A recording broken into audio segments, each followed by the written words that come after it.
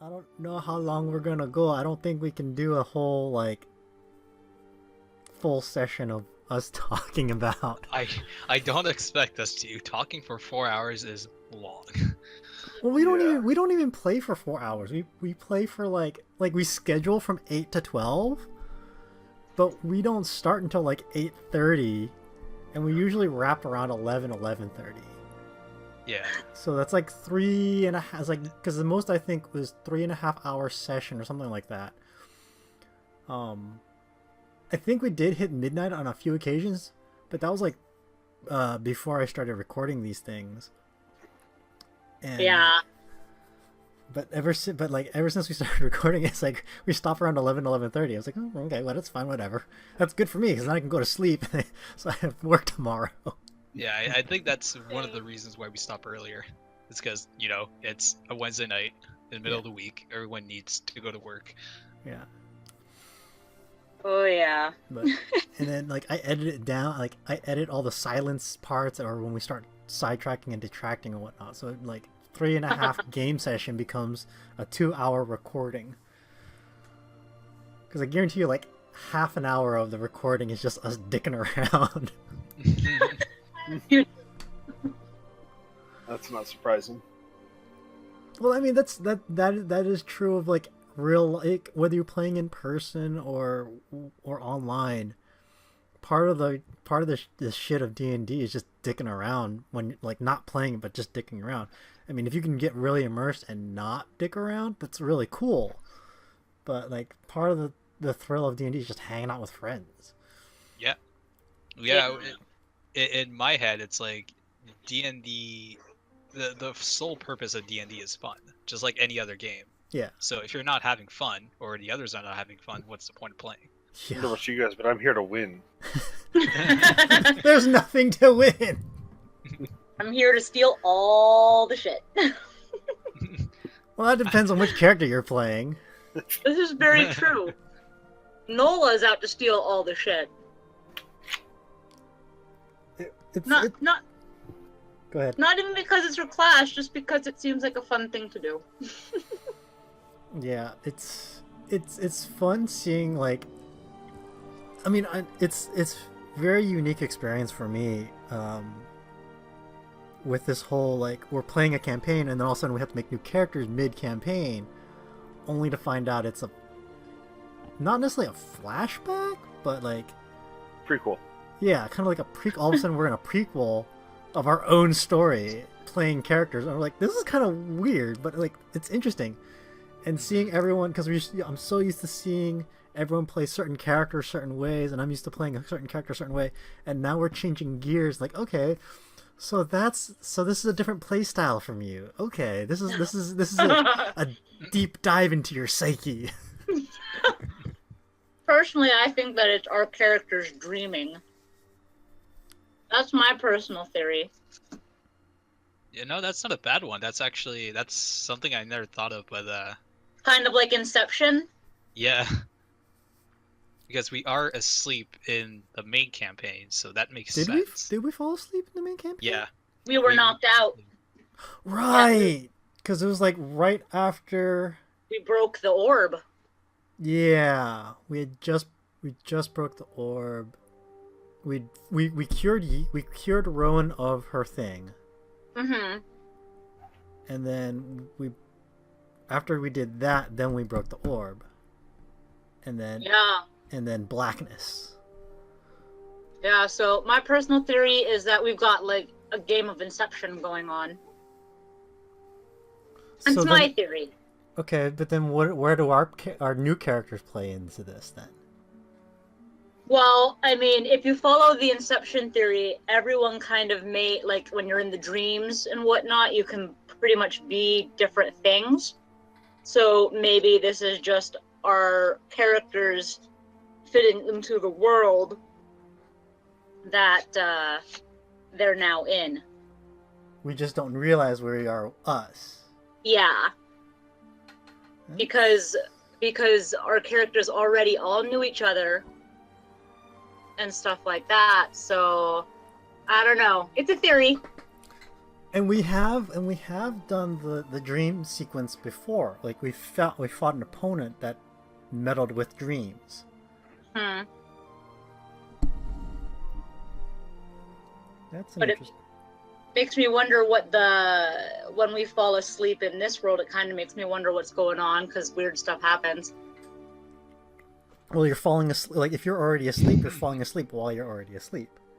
Yeah. It's double ascension. We're diving deeper. Everyone, roll new characters. Don't let Dirk hear this. He might get ideas. Oh, Oh, God. well, A, I'm recording this, and B, he's already said I'm looking forward to listening to this one. And I'm like, No. I'll record it. I don't know if I'll release it. No, I want you to release it because I wanna hear this back as well.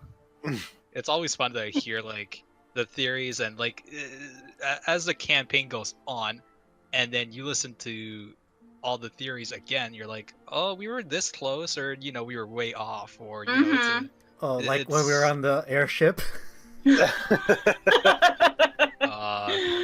What was the airship? The airship is when we were unlocking the door and they were behind us the entire time taking the Right. gem. Right. Where it took me And 10 Dirk is minutes just to like slamming his head on the book. He's like, really, guys? Not the way you were supposed to go. D&D campaigns are always like, what the DM imagines, and it's like Record of Lodoss War or like Lord of the Rings, and what the players do. The Princess Bride. Slayers. Monty Python. Monty Python, yes. I think my personal theory for what's happening right now is this is Pelor showing us how he became a god. But why would he want to show us how he became a god? Who knows? But that's my theory. Is that he's showing us how he became a god, and the reason that it's happening to us is because we just used his artifact. That's not a bad theory. Or we can take the really naive route and be like, this is just actually happening in the past. This is actually historical stuff. And it's just a different twist to things. I mean, we could just go with the real reason why. It's just Dirk wasn't prepared for us to get to this point yet. And we need to give him some time. I don't know, because he wasn't prepared for us to be complete idiots on the airship, and he still managed to pull something out of his ass. That's true. He pulled it off really really well too, in my opinion. Because Although, it's like, yeah, he did. But go ahead. Sorry. yeah, well, it's like out of the blue, we just decided to do that, and it's like he had something prepared already somehow. I don't know how. Actually, he actually ended the session early, saying he wasn't quite prepared, and then the following week he had all this stuff. Yeah. Yeah, but there was enough to like do. He had a map. He had a rock golem. And Yeah. It's like he had enough to do a base. Yeah, that's true. That's when I walked in lava to save someone's ass. Yeah. It wasn't That's you. almost It was Yin Yin. It was And absolutely then, and wrong. then Rowan yeah. decided to gallivant into the lava, and he's like, "What the fuck are you doing?" I'm gonna remember my own facts. It was Rowan that you were saving. Was it? Yenny, it was perfectly No. fine. No, it was Yin Yin. Yin Yin was in the lava, and Rowan like turned into a horse to Yeah, I gallop in. Yenny's gonna deny these facts. Kind of like no, Rowan dude. continually deny the arrows.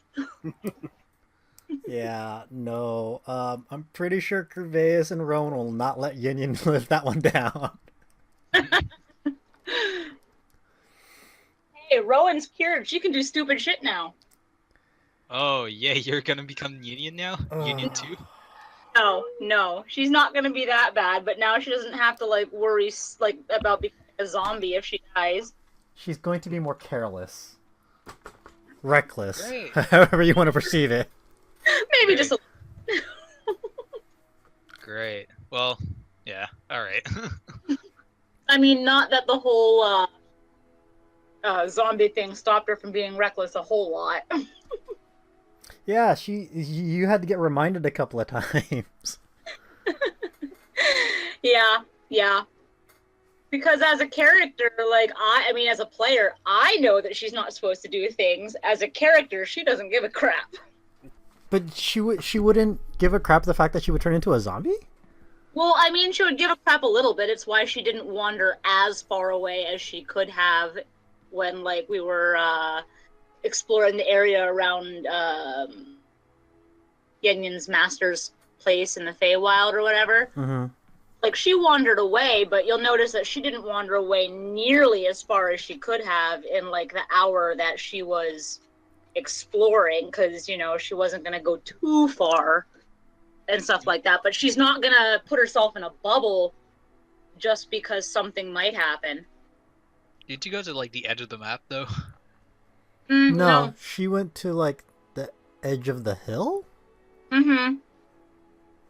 I was maybe 300 feet from where you guys were. Because even Dirk was like, oh, you're not that far. Oh, okay. Given the time that I had to move. Like, I could have completely left the map if I had wanted to.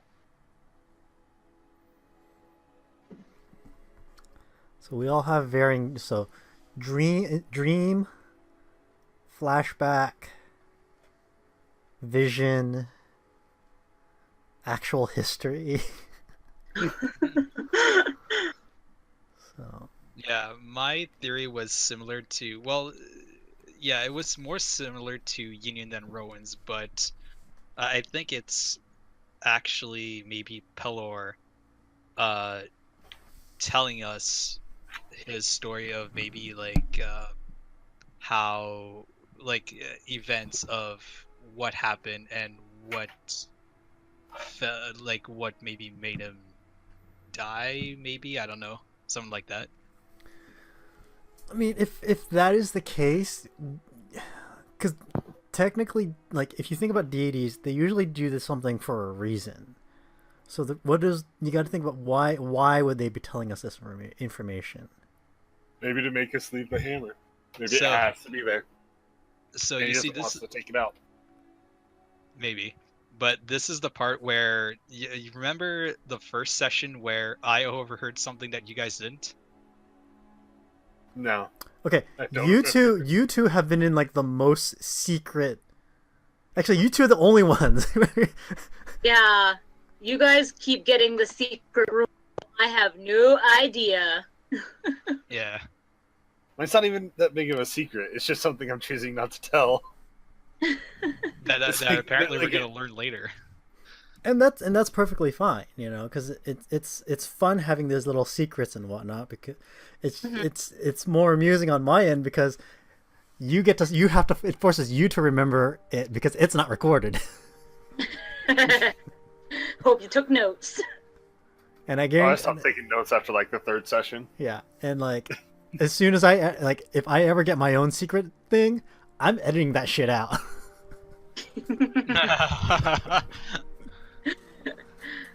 As I recall, you didn't edit out the reverse secret. No, I didn't because that's DM stuff. I don't care. Well, it's like Union can just go back and listen to it. Yeah, I could. but you know, like when I was doing the DM, when I was being the DM, I didn't edit that out because I was like, yeah, they should, you know, let them hear it. But if I'm the player, and I get whenever Fett decides to put me in a secret room, I'm editing that shit out. Which is fair. Yeah, it's just hard to do. Anytime you have to go into secret room, you gotta expect it's not gonna get recorded, so you gotta have your notes ready and everything. Yeah. So like, I'm gonna record it, but I'm just gonna edit it out. That's the beauty of it. Yeah. Every time I was going to the secret room for my bow, I was like, okay, open notepad, and it's like just type, because yeah, I knew this wasn't gonna get recorded. And I didn't want to forget anything. Yeah.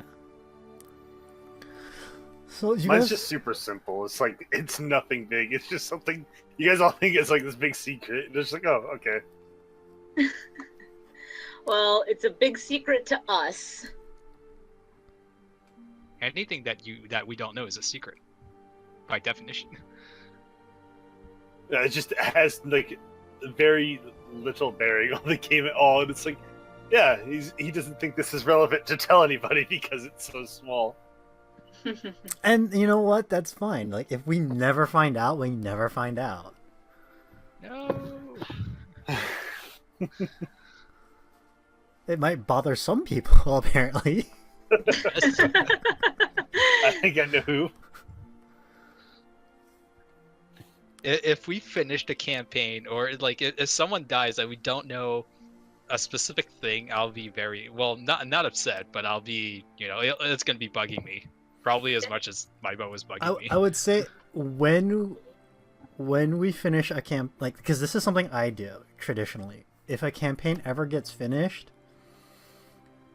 you get to go back and be like, okay, all these things, let's answer them. If we ever got close to finishing the campaign, you guys would know what it was. We probably wouldn't have to get to the end of the campaign for that. Yes, yeah. So it's like a near-end campaign thing. What? Possibly, yeah. It's like, it's just something like if we ever got to the end and Yenny was still alive, it would be obvious what it was. And Union was still alive. Well, does okay, that when were you? Okay, the time he was put in the secret room was when he was talking to his master, right? Yes. Yeah. So it's got to be something related to that, something his master knew. This is gonna be one of those Luke, I am your father moments, isn't it? Not even close to that big of a secret. I am your father's uncle's nephew's cousin's roommate. What does that make us? Absolutely nothing. It's nothing near that level of like, oh wow, it's just so nothing. It's like, oh yeah, hey, by the way, here's that blankie you left behind that you kept peeing on at night. Are you guys referencing something I don't know? His deep dark secret is, here's your favorite stuffed rabbit. Well, okay, so the first pop culture reference was the father's brother's uncle's roommate is actually from Spaceballs. Oh, which I've never seen or heard of. So. It's a stupidly funny movie. Okay. It's a Mel Brooks parody of Star Wars. Oh, okay. Then the other references Elysium can explain. You guys don't need to explain them. We're just making fun of like baby toys. That works. I've lost my train of thought now. Got sidetracked. Secrets. Yes, Yes, secrets. Secrets and theories. Secrets and theories. I don't know, man. It's just like, what do we do, kind of thing. It's like, I mean, okay, so in terms of the current situation, what do we do?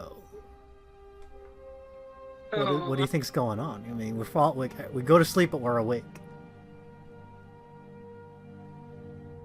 I think whatever those claw creatures are, that's what's killing people. Yeah, that's right. It's only a claw that came out and then we ended, right? Yeah. Yeah. Okay. So let's because I have another theory that's not related to the claw but somewhat is. So if you guys remember correctly, the night that we had the nightmare, Dirk kept saying that, we felt this sensation of like static shock or whatever he described it. Like pins and needles. Pins and needles. There we go. That's how he described it. That description of pins and needles. He kept bringing that up, and I've been like, it's so specific. Like there has to be something about it. And then he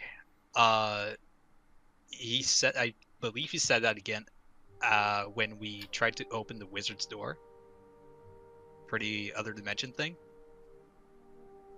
So I think there may be some sort of connection between the wizard being in somewhat of another dimension thing and then the nightmares, they're also in somewhat of another dimension.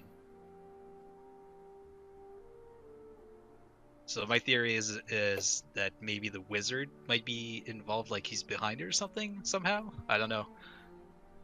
I don't know, because the other thing that Dirk said was that like we could feel some sort of like pull through time. I thought he said it was, and I'm wondering if that's what connects the past to our present. Oh, that's Yeah, yeah. the actually, wizard's it's- door. yeah. The wizard's door was like that. Yeah. Yeah, and I kind of that's what kind of sparked me with the Inception theory in the first place, was that it's like, well, you know, we don't know what would happen if we went through that door, but you know, he was mentioning, I want to say he mentioned something about feeling like it spanned through time as well, and that I wondered if, you know, that going through that might be where our, like, you know, original characters were, as it were. So what you're saying is, if we want to go back to the main campaign, we just have to go through that door. If only I was I playing Indian, don't we would already know. know the answer to that. Wait, what did you say, Yin? I said if only I was actually playing Indian, we would have already known the answer to that. Oh God. Yeah, because you would have done it, Yeah. Yes, you would have. and someone either Craven or Curvaeus would have tried to stop you. Yeah. It never seems to work for you guys when you try and stop me. To be fair, so my character. Did he crash? I think you I crashed. think he crashed. Because he said, didn't he say he was having issues with it? I Yeah, thought I said his so. Discord was messing up. Yeah, I don't know, because I don't see any response. So I'm guessing he crashed, and he's talking, so he doesn't realize it. But it'd be interesting to see how this I'm curious to see how this plays out. But yeah, there's just, I'm not one to speculate too much. I'm just gonna I'm just letting it go with it. Yeah. Oh yeah. But yeah, it's fun because we got, I'm just thinking about everyone's play styles now, and how different Thoros is to Yen. Nothing sucks more creating new characters mid campaign than trying to remember everyone now. Yeah, and trying to differentiate. Yeah. Because I'm so used to saying Yen, Rowan, Graven. Now I'm like, okay, Noel, Thoros, and Jeff, and Eric.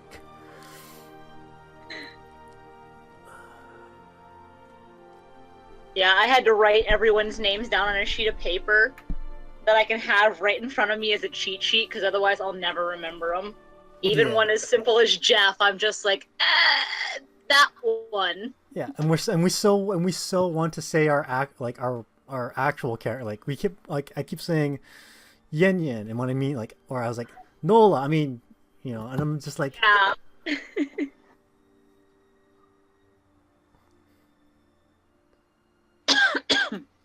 but yeah.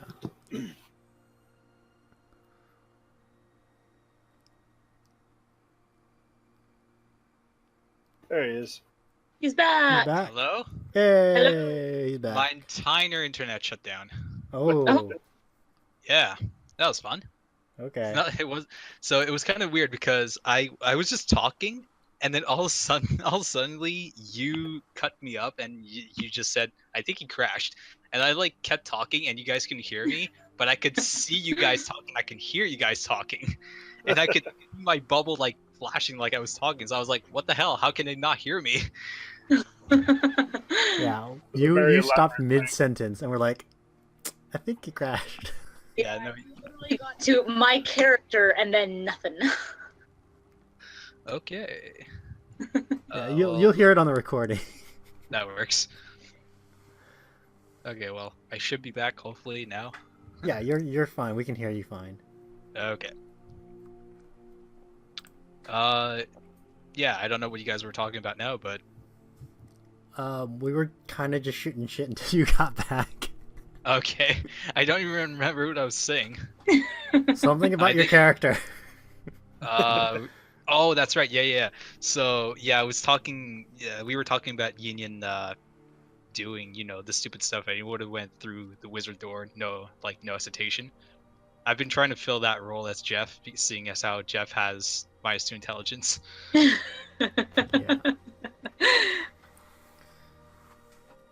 Which is why I was kind of walking into those rooms when I was when we were in those The barracks. haunted rooms, yeah. Yeah.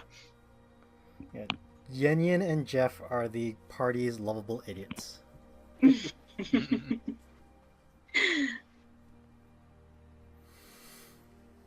And then Nola's a bit of a thief, klepto. She's definitely the mischievous one, I think. Yeah, she likes to get into mischief. I don't know. Eric's kind of... He's the tank of the group. He's also the healer. This usually happens with paladins. It's been probably a good thing that we have a healer, though. Every party needs a healer. Yeah. Yeah, but we have, like, no dedicated healer. Because, like... No. Granted, we have a ranger and a paladin, so they can at least do some healing. Together, they can form a solid heal. And they can like, if one goes down, the other can back them up. Mm-hmm. Our OG group, we're a little bit more of a bind. We have Rowan and her cure wounds. Yes, but if Rowan goes down, we got nothing. That's right. Potions. And our tank is the monk. Which, if by technical speaks, isn't really a tank class. Yeah, our new group is much more balanced. But you know what? Both in classes and races. Yeah. Yeah, we're not all half elves. Elves and half elves, yeah. Yeah, because we have... I'm an Eladrin. Jeff's a wood elf. Yeah. Nola's a tiefling. Yep. You're a gnome? Yep. You a rock gnome or a forest gnome? I don't remember. Fair enough. I think I'm a rock gnome. I think I went with Constitution over Dexterity. So we have no plans. Okay. Battle plan! Battle plan? When the claw comes up, Plan. the paladin goes first because he's the tank. I mean, I already casted Firebolt at it. That's what we're gonna do this Everyone else just stay back and hit it from afar. this is all assuming that we can actually fight in this nightmare dimension. Yeah. That would be interesting to see what happens if we can't fight. We run. Yes. In a separate dimension. It's like, we're floating above our bodies, so I assume we're somewhat incorporeal. Yeah. So does that mean like we can go through walls? We never tried. So we'll find out soon enough. And the thing is, like, are we in the astral plane? Are we in the Shadowfell? Because, like, we see our bodies, but we're floating above them, and that usually indicates, like, astral plane. Mhm. But I don't know this because it could be something completely different. Because, like, my previous experiences with the Feywild very different from what Dirk presented. What are you talking about? In the old campaign, we were in the Fey, which is a different, like, from my experience, that's a different plane of existence, which we did do. But it was like my experiences of it is more ethereal and and fairy-like and whatnot. This seemed less so, and it was just another dimension. Although yeah, it was another dimension. You mean the way Dirk presented it? Yeah, the way Dirk did it is like it was very different. But then the way he's been doing everything in general is very different from what I'm used to, because you've got like a steampunk aspect to it as well, which I think is kind of cool. Yeah, I'm liking that. The steampunk aspect. Oh, you mean like the guns and stuff? The gun. I mean, The robot dragon. the robot dragon was a steampunk. We got golems that are Oh, like that mechanical. kind of steampunk. Okay. We got mechanical, Sorry. like clockwork dragons and automatons and guns and whatnot. So yeah, these are all things you would see in a steampunk genre, and it's kind of like we have a major fantasy element with touches of steampunk. Mm-hmm. Yeah, I got confused at the word steampunk because the only definition is like I thought we were talking somewhat about like an actual like modern punk somehow. Oh no, So no, I was confused. Yeah, no, steampunk is an actual genre. Okay, I did not know that. It's like alternate Victorian timeline. Yeah, like basically, alternate Victorian timeline. In let's say, the world never got past the Industrial Revolution. You know, how would the world progress from there? Everything can progress, but it has to stay at an Industrial Revolution technology. Okay. So steam and coal and I would say two good references for steampunk is Airship Isabella, and a good this is personal taste. A good steampunk band is Abney Park. excellent band. Yeah, I actually got a chance to see them once at Dragon Con. I'm jealous. Well, to be fair, it was just their booth. I didn't actually have tickets to the concert. Doesn't matter. That's still awesome. I love their music. Yeah, going back to the subject of the Feywild be different. He kept the aspect of, well, his version of the Feywild is more like mysterious kind of deal. Yeah, Like, I mean, there's like stuff that you can't explain. yeah, and in the even my rendition of Feywild, it's got that mysterious. It's just it's similar but different. Is best I can explain it. So what other were we done with that discussion there? I guess. Okay. Because I was thinking, like, the current campaign that we are on is only one plot. We have, several slight other plots that we have. Yeah, and we're here to discuss it all. Yeah, no, well, I was trying to make a Segue. segue. There we go. That's what I was looking for. Segue.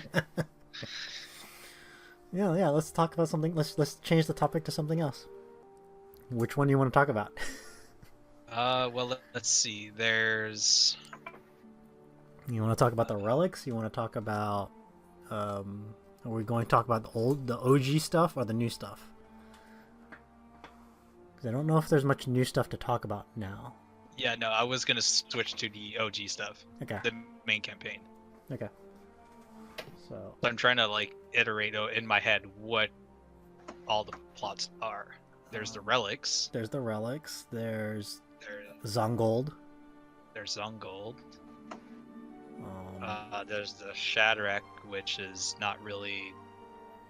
I don't think we can really elaborate on that because it's been discovered as far as I think right now. I would say it's come to at least a good settle point, but I don't know if it's been fully resolved. Yeah. And then there's the whole Curveus, thieves' tools and unlocking stuff shit. I don't know what you're talking about. Rowan is determined to find out. Out of character, I think I know what. I have a better idea than what I thought before about Curveus, about his background. I mean, we can talk about meta stuff if you really want to, We just have to make sure we don't take this knowledge as players and apply it to the characters, because the characters technically haven't earned it yet. You have no idea how hard that is since we had that discussion at KatsuCon. Yeah. Oh, you know more than she knows. She knows a little bit more about things than, because we also know each other in real life, so we've talked about certain things. Panda and I are friends from college, so we went to a convention together not too long ago, and we were having fun discussions till the wee hours of the morning. Those are always fun. Yeah. But Okay. I don't even remember exactly everything I shared with you at that night, to be honest. Luckily, I don't remember all of it either, but I know a little bit more than what Rowan's allowed to know. Yeah. Yeah, the thing that started popping up in character for Graven was the fact that I handed you my Thieves tools, and out of character I saw you were using a Thieves tool skill, which means you were proficient in them. So in character, Graven would have noticed that, and it's like, oh, you He's clearly like, wait a know how minute. to use them. He's like, wait, he actually is wielding them with some proficiency. What? Yeah. Yeah. I think Rowan picked up on it the moment she was helping Graven. Wasn't it? No. Rowan picked up on it when she witnessed you pick the lock. Yeah, back in the cave. The cave, yeah. Yeah, back in the cave, the lava cave. Yeah, and she was like, "Hey, how'd you do that?" And you're just like, I was like, I don't know what you're talking about. You saw nothing. So, but yeah, I mean, the funny thing is, if you think about like how think about when you first met him too. Yeah, that too. I know what your background is, like at this point. Okay. I just don't know how your backstory falls into it. Yeah, that's the mystery. Yeah. Like I said, I was reading through the player's handbook at one point, and I was like, I saw this thing that was very specific to your character. I was like, huh, all right, I know which background he is now. Yeah, but seeing it all come together. It's amusing how he plays it kind of close to the chest. Close to the chest. Is that a literal expression you're using, or? Yeah, it's a figure of speech. Yeah, it's figure of speech. Like it's keeping it secret. Oh, okay. Because I thought you were making like you're opening chests. No. I was like, what? No. Okay. I understand the weirdest things. Yeah, that's fine. But yeah, it's been fun torturing Elysium sometimes. Like, as she tries to like, wait, what's this all about? I'm like, oh. It's so annoying to Rowan too, because Rowan is such an open book. Like, she really is. She doesn't hide too much, because she doesn't see the reason to. So like, with Curvaeus hiding, like, his, like, slowly eking things out, it's just like, oh my god, just tell me already. It drives her nuts, and it drives me nuts. But in a good way. Did we lose Yin Yin? Oh, okay. yeah. No, he's just letting the dogs out. Okay, letting his dogs out, okay. Up there. Because like I saw typing, I'm like, did he lose his mic? No, he's just letting dogs out, that's fine. But yeah, I mean, like, Curvaeus is kind of keeping secrets, but at the same time, there's reasons to them. You just guys haven't figured out why. I have some theories. And that's fine. But there hasn't really been a point also where he's kind of just like, you guys gotta tell Curvaeus, you gotta tell us what's going on here. Yeah, we haven't quite hit a point for that yet. Yeah, there hasn't been a point where you guys get to where all that work toward, you haven't earned it. Sorry, go ahead. like you haven't earned it, so it's just kind of like he's gonna hide things. Yeah, we haven't deserved the explanation yet. Yeah. So and I've already talked to Dirk about some of this. Is like here's like because with Dirk, like I've given him certain character background points that I want for the character, and then I was like, okay, here's the outline of some of the stuff for my character's background. You get to fill in the rest. So that way, because there's some aspects of his past that he doesn't know, and so I'm letting Dirk run with it. So that way, when it's time to be surprised by his own past, I'll be genuinely surprised myself. Mm-hmm. That's cool. So that's why I was like, when we had to make these new characters, I was like, Dirk, what are you doing? I just told you. It's like, these are things I want happen for Curveus, and this is not. I'm confused, but I'm gonna trust you. Yeah, I'll admit, when he said roll new characters, I had mild panic. Like, what? Yeah, initially too, but then I was like, I took a step back and I'm like, he's not, like, he knows what he's doing. Yeah, there's been a rhyme and reason to everything he's done thus far. Yeah, definitely.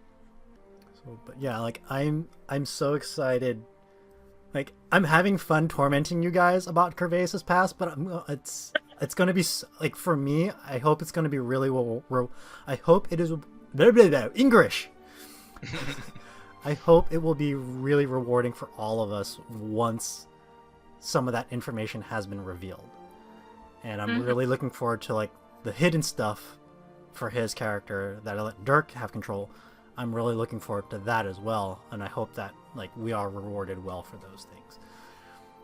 So I think it'll be fine, but it's just like certain plot points I think are going to be fun for this character. So Yeah. because like Rowan's like open book. Okay, well, she may be open book, but she has all this. She can grow from that. Yeah. You know, like, and with Graven, the whole backstory he has with his brother and everything, I'm looking forward to seeing how that plays out. Yeah, same. Me too. Because I wrote the backstory of Graven as as it stands right now. He had his brother, he thought he died, and then he moved on from thieves and moved to a better life.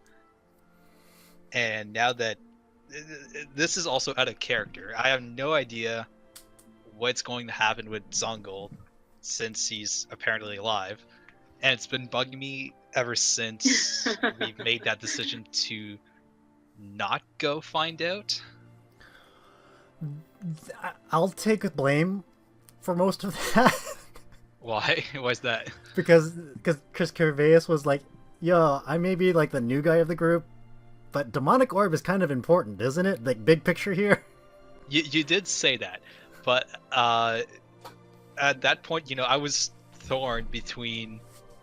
So in character, Graven would have been torn between, the demonic orb is a pretty big deal versus, his brother, his only family that he has left, potentially being alive. So he was torn between the two. Yeah. Out of character, I was kind of.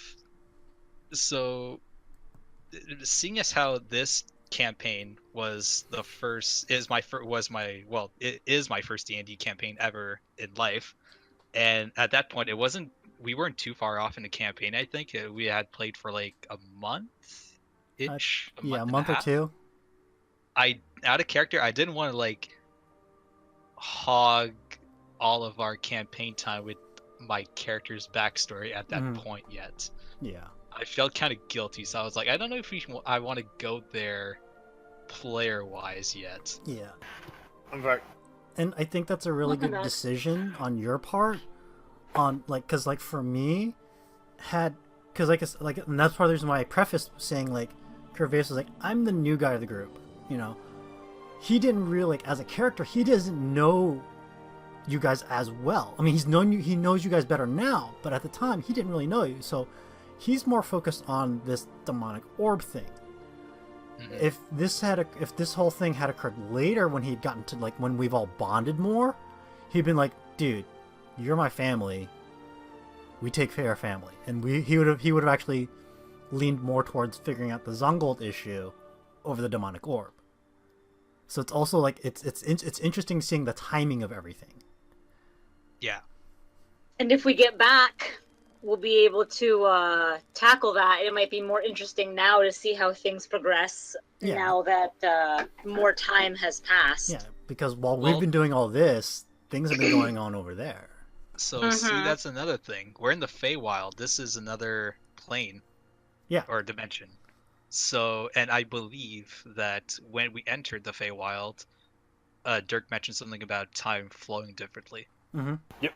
Yeah. So It could be that when we get out of here, years have passed, or it could be that no time has passed at all. Yeah. Yep. So and I think and I believe even Curvaeus was like, once we finish this demonic orb issue, we'll deal with your brother.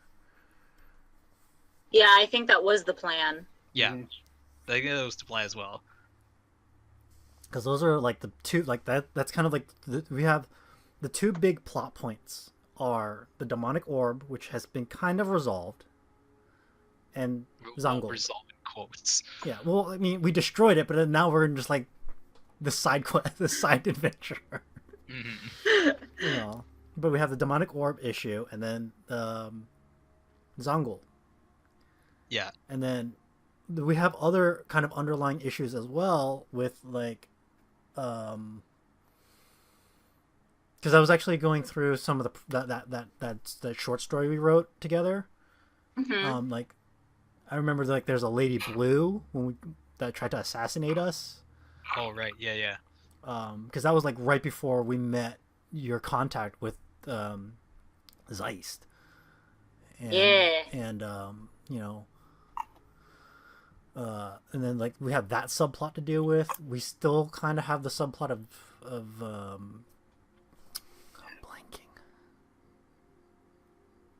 I'm blanking. I lost all of my notes at Colossal Con, so so mad. You lost all your notes? We were going to play a D&D campaign at Colossal Con, just a little one shot with some friends, so I had my D&D notebook and all that stuff. Oh And- no. And I haven't been able to find it since we got home, and that was back in June. So I had to go out and buy a whole new notebook. But yeah, I lost all of my notes up to that point. I was so mad. This is why you back up notes and important stuff like that in a Dropbox or something similar. Oh no, she's talking about like pad and paper. Yeah, I Oh, don't. go digital.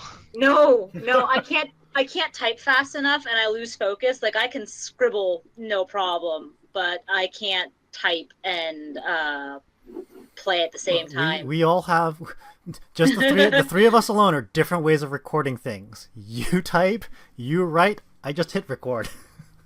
Yeah. I don't do anything. Yeah, so four different styles. Literally, yeah. So it's like you have the studious writing note student, you have the studious typing note student, you have the semi-lazy just hit record student, and then the I'll just copy from them. And then you have the college student. But yeah, like I'll remember it when it's important. yeah, the two major plot points, Zungold and the demonic orb, and then we have all these subplot points with Curvaeus, with Lady Blue, with whatever. So Yeah. So before we go off trail too much, you made me remember. Speaking of Zeus, I think was his name, right? Zeist. So at one point in a pretty recent episode too, for the main campaign, we brought up the subject of the arcane focus. Okay. Remember the arcane focus? We were discussing it when Yin had gotten his new quarterstaff. Yeah, I think so.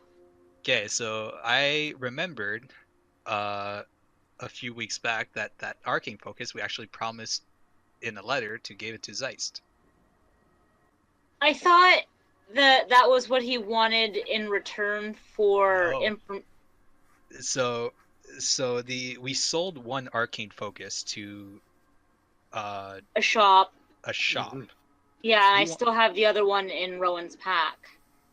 Yeah, so he wanted us to steal the one that we had sold because apparently it was like a pretty important like It item. was of more interest. powerful. Yeah. But then after discussion, we had said we have an even more powerful arcane focus that we'd like to offer in exchange. And we sent that letter off, and then we went to the Feywilds. So that could be waiting for us when we get back. Yes. Hmm. I still have the letter we sent in our notes. That'll be interesting. We need more fun subplots. There's Rowan's like still missing one. there's all these like serious dramatic plot points and subplots, and only one comical one, and that's me. I mean, like, Dirk and I had a brief discussion about possible subplots for Rowan, but we haven't really had a chance to touch in on anything. Right now, her subplot is trying to figure out who Corvus is. Yeah, at the moment, yes. And she's finally pulled in Grave into the hunt. Well, it's once I noticed that you had proficiency in thieves tools, I was like, this is interesting. Yeah, like Yeah. everyone. Yeah, I was like, no, because It's like you could be doing your part too. yeah. But it was just like, I was just like, he walked through lava, no one bats an eyelash. He tries to lockpick, and everyone freaks out. To be fair, everyone was panicking too much to really notice him walk through lava. That's true. At the time, I had 2 adamine arrows and a golem, Yeah, and was like, Yen Yen no. was dying. and Yini was dying. I mean, from a character standpoint, Rowan has seen you do so much with fire that she's just like, okay, more fire bullshit. Yeah. Like, it hasn't quite hit her that maybe that was a little unusual. Well, I mean, and he did state when you first met him, he's like, I'm not a wizard. My abilities are innate. So, but the thing is, where is this innate power coming from? Yeah, and again, from like Rowan's standpoint, she turns into animals. Like, someone saying that's not gonna make her bat an eyelash too much initially. Yeah. Like, you know, she sees you do fire stuff, you say it's innate power, she turns into a bear half the time, you know. She's just like, okay, this is more of that Yeah, fire. so it's for her. It's she hasn't raised any questions about it, but there's Yes. rhyme and reason behind all this too that I've talked to Dark about.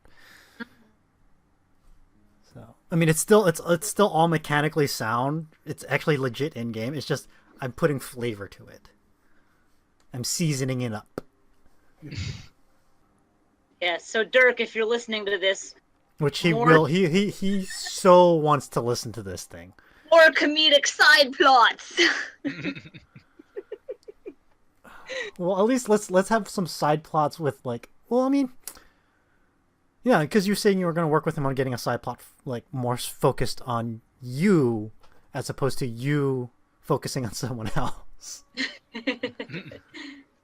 Eventually, we'll see what happens. So I mean, I think it's kind of fun. Like I think it's fun and good to have these interwoven style subplots with, like, because yes, part of the focus is on Corvus because it's trying to figure out who he is, but now but Rowan, it's focused on Rowan as well because she's trying to figure out who he is, and then and the fact that she's pulled in Graven now into the mix. Yeah, so slowly it's- pulling all of my buddies in. All right, let's fish this So out. like it's very it's character centric, character driven even, and it's kind of like bouncing. I mean, it's focused on one character, but it's still being shared around, and it's creating character dynamics and allowing us to build a rapport with each other and build character development. Yeah, it's fun. And everyone gets a little bit of story. Yeah, like you learn a little bit of like, so this is what Rowan would do in a situation of trying to figure things out. Turn into a horse and run into lava.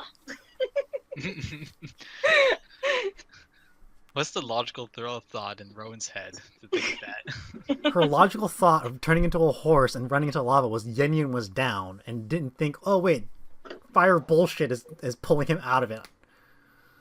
Yeah, no, her first thought was literally her first thought in that was get to them. Corvallis could throw Yen Yen onto her back and she could carry them out. Like, wasn't even thinking, oh, fire bullshit, was just thinking, get them out. Yeah, not thinking. Not thinking it through. Yeah, because she charged in is like, and Corvallis is like, what the fuck?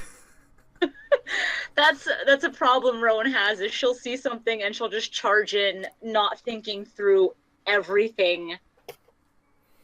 Yeah, like, definitely the bullheaded ones are Yen Yen and Rowan.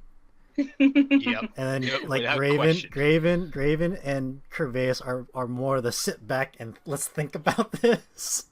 Yeah, without question. Yeah. I think I think you mean the boring ones. I can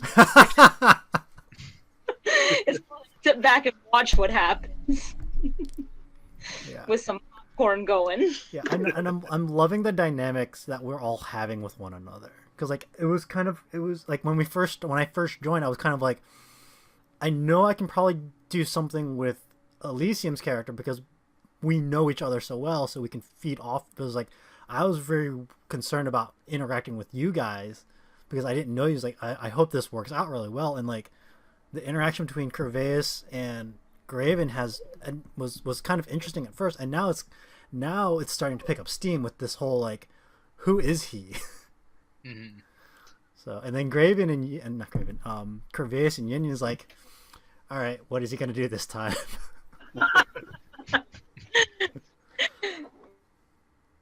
Yeah, I have to say, I mean, like, this is my first, I'm going to call it my first real campaign, because I played briefly in college, and it was not a good time. Not my fault.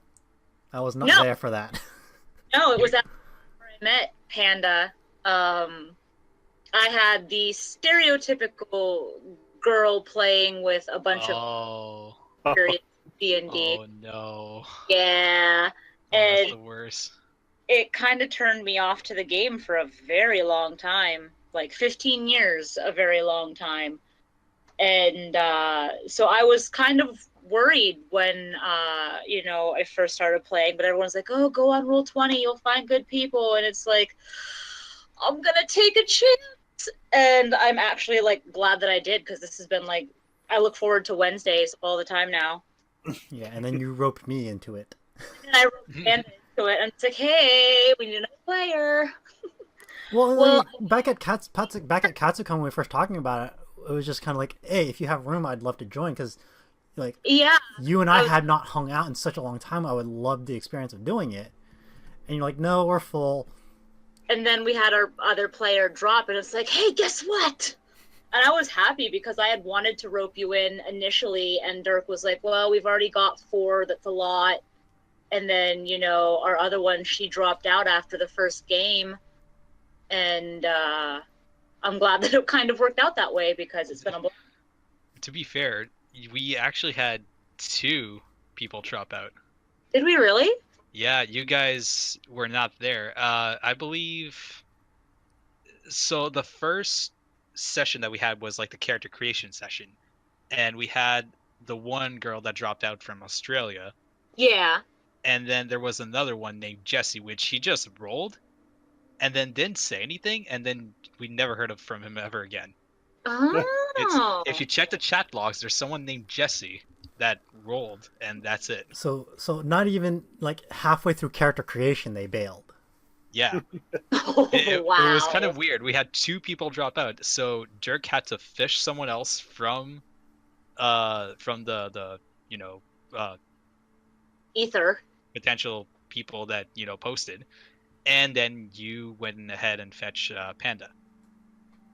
Yeah, because I didn't even know. Like, I mean, I had asked Dirk if Panda could join us back when the girl from Australia was still playing with us at our first game. I was like, hey, I have another person who's interested, and Dirk's like, nah, we're kind of full. I didn't know we had a person who dropped.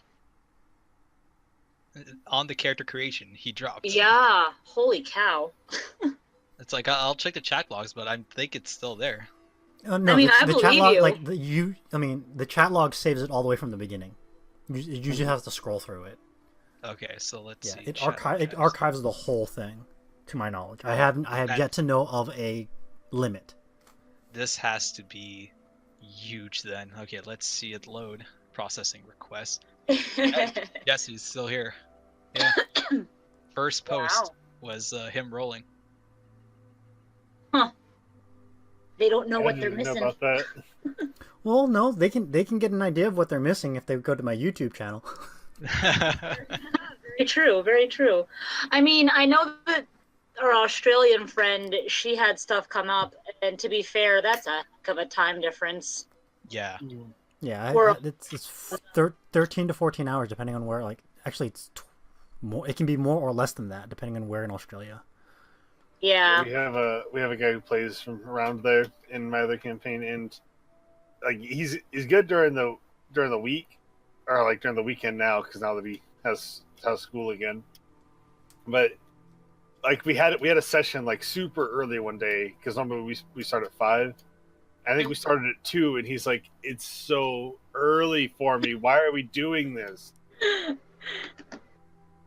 Yeah, I have family in England, and like even that, the time difference is insane. And like they'll send us a text or like a Facebook message, and it'll be like 6 in the morning for us, and I think it's like 6 in the evening for them or something like that. They're like, "Why? Why did you wake me up this early?" And they're like, "Oh, sorry." Yeah, we forget about time differences sometimes. Hmm. Yeah. I don't think us now are on a time difference, are we? I'm I sorry. live on the West Coast. Yeah, most of us are in the same time zone except Yen, I think, Yep. Mhm. because he's West Coast. The rest of us, I think, are East Coast. See, West Coast to East Coast doesn't really exist in Canada. It's just like, You have a North Coast. I guess. You're just the same time across the board. Yeah. No, Well, they, it's not. no. There's 3 time zones in Canada as well. It's just the terms of East Coast and West Coast are not really used. Yeah. I mean, Like I don't hear them often. Yeah. Because you have them. You have coasts. You have an East and West Coast. It's just not as prevalent. Prevalent? Yeah. I guess. Like I know that in theory, yeah, we do have East Coast and West Coast. It's just I don't hear those terms a lot. Usually, when I hear East Coast and West Coast, it refers to the U.S. East Coast and West Coast. Yeah. I don't know, like, because in the United States, like, there's a significant cultural shock difference between people from the East Coast and the West Coast. Very much so. It is like you can take 2 different people. You can take a person from each coast, and you can be like, how are they from the same country? It's that bad? Well, it's it's that different? it's that different. It is so much that different. Wow. My grandmother lives in California. She lives up by San Francisco, and we've gone to visit, and it's weird. It's just weird. The differences and stuff like that. And that's just California. And that's just, well, yeah, I mean, part of that's And even in California, like, there's differences there, because it's such a large state too. yeah, Northern and Southern California is big difference. But yeah, I would think I'm sure there's differences in Canada between, like, well, I know there's differences in Canada because there's, like, you have your French Canadians, Yeah, so East Coast is mostly, it's like Quebec, it's French. Yeah. And then the further you go down west, the least French it is, except for there's like some cities that are like primarily French in the west. Did I lose everyone or? No, sorry. No. Oh, okay. Yeah. No, it's it's fine. My computer started doing funny things and I wasn't sure. I'm just thinking of what else there is in terms of plots and Well, I stuff mean, to we can talk about the relics. We Oh, yeah, the we haven't relics. talked about those yet. Right. I have a zombie bear paw. Zombie bear paw. I think the prefix zombie is kind of, you know, Misleading a little, yeah, just a bit. yeah. I have a talking mummified bear paw. Yeah, you have your Yep. bear paw. You have your bow. I have my amulet. We still got to get you one, Yin Yin. I think 2 episodes ago, Yin thought the sword was a relic. The Which sword? electrical sword. Yeah, the electrical sword that we got when we were fighting those mimics. Oh yeah. Oh no, I just started using it because short sword counts as a monk weapon. Oh, so it raises wit level. Yeah, so it'll raise up. And because it does like D6 and then it does electrical damage on top of that. Yeah. So, I mean, we're all starting to make progress now. Kind of? Because didn't you? I thought I could have sworn you made progress on your bow. You did. Yeah. Don't you remember the episode 8 specifically, after the session was done, I was like, yes, I Yeah. finally got it. You finally got something out of it. And it was Yeah. frustrating because I had figured something out on mine before you did. So, yeah, so the definition of power is willpower. That's what it was. Yeah. It's willpower, and I finally figured it out. It's kind of funny how, I thought about willpower. It was on a Sunday morning. I was just lying in my bed still in the morning. I was just thinking stuff through, and I started thinking in French, and then all of a sudden I started like connecting the dots in French, but in French, will is totally a different word. So at that point, I was like, wait, what is that word in English? Like, it makes sense to think about that, but what is it? And then that's when I figured out willpower. That's what it is. And then I just messaged Dirk. I was like, it's willpower. Yeah. I'm thinking That was mine when Dirk decided willpower is the correct answer. I'll go with that. Listen, it makes sense that it's willpower. I have this, like, I call it the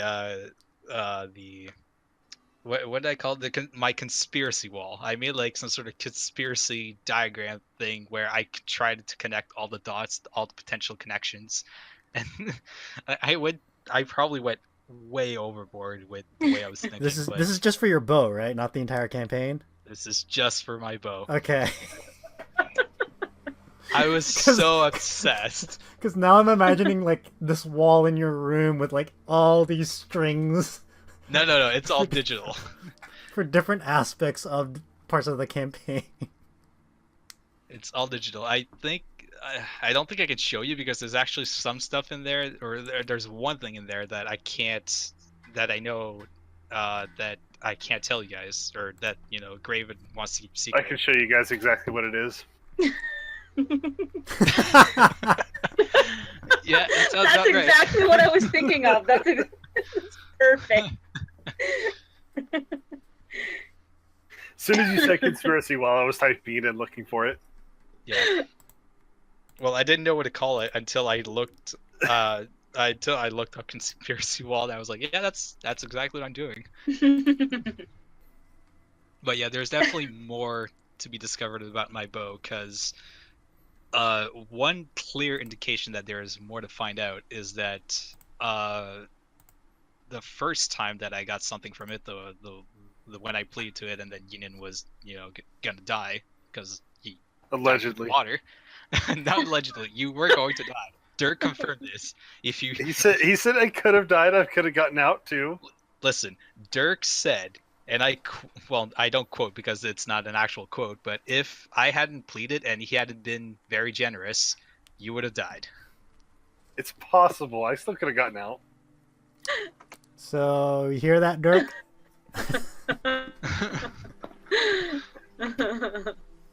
But yeah, when I did that plea, there was so Dirk described the shot as having a cone of air surrounding the front of the bow, which brings me to think that the bow's ultimate shot, I guess, has an area of effect, air based.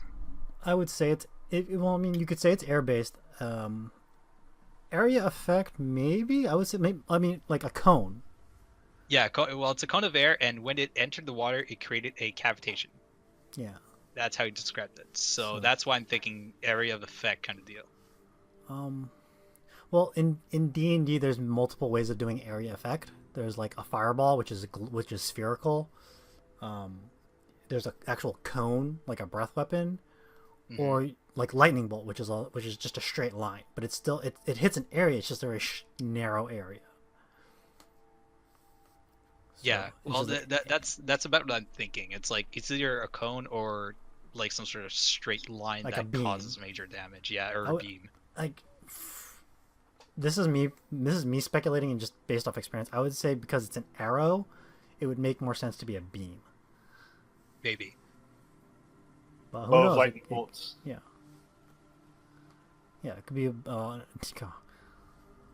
of lightning bolts. That'd be interesting. That wouldn't be broken at all. Just shoot lightning arrows. That'd be cool. Yeah. Rager actually has a spell for that. Yeah. But I'm saying, like, we'll take it to the end, like, take it to a more extreme level. So, what do you think the bear paw is all about, though? Because we think the bow is going to be doing that. What about the bear paw? I haven't decided if I think that, like, the bear is going to be like an avatar type thing, maybe to help like battle alongside me, or if it's going to be something that like boosts Rowan's strength when she transforms. I don't know, because like Dirk mentioned that like if I focused really hard it would summon him, but I haven't managed to pass any of the checks needed to do it, so I don't know if it summons like a super powerful bear spirit or something. I don't know. I haven't actually succeeded in using it yet, other than talking to it. I'm curious though. I wonder what would have happened if because Curveus had argued a couple of times to give you the amulet, and you guys kept like arguing back that I should keep the amulet. I wonder if what would have happened if you got the amulet.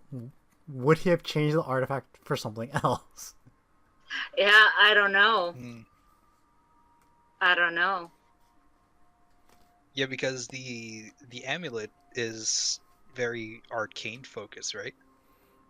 It has proven to be, for the most part. I would say, I would have to agree with you in that regard. Like, now that we've kind of experimented with more, but from what I can tell, it's elemental based.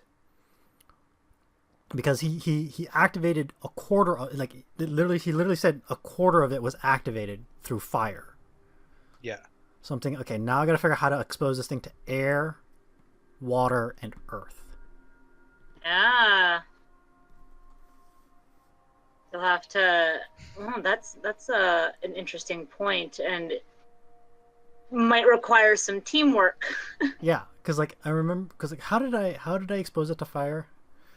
You put it in the campfire. Yeah, I just tossed it in the campfire for like an hour. And then you focused fireballs through it. Yeah. Or attempted to focus fireballs through it. Yeah, so like I exposed it to the element of fire, and he said a quarter of it lit up. Like the rest of it, the whole thing lit up, but only a quarter of it was actually legible. Yeah. So I was like, okay, 4 elements. Fire activated, so I'm guessing I gotta try the other elements. Yeah, which is funny because, I mean, on the other hand, I don't know how much it would have done, good in Rowan's hands because she doesn't really focus so much on elemental stuff so much as she does more with like animals. Yeah, shapeshifting. So Yeah. that's what I'm curious. Like, had Crevaeus been successful in giving you the amulet, Would it have been different? would the bear paw have been different, or would he have tried to force the situation to give the amulet back to me, and then you have the bear paw? Yeah, I don't know. That's a good question. Or would we even have discovered that it was better in Crevaeus' hand at that point? Would we have discovered the bear paw? Yeah. That too. So it's things he will probably never answer, but it's just like it's always that what if. Mm-hmm. It's that what if fun that I like to do. Yeah, it'll be interesting to try and expose the amulet to other. Yeah, like for all intents and purposes of the campaign, like yeah, I'm going. That is my plan of attack. Is basically exposing, because like this is already in Crevaeus' head, so this is not me metagaming. It's only metagaming if you guys start doing it. Well, yeah.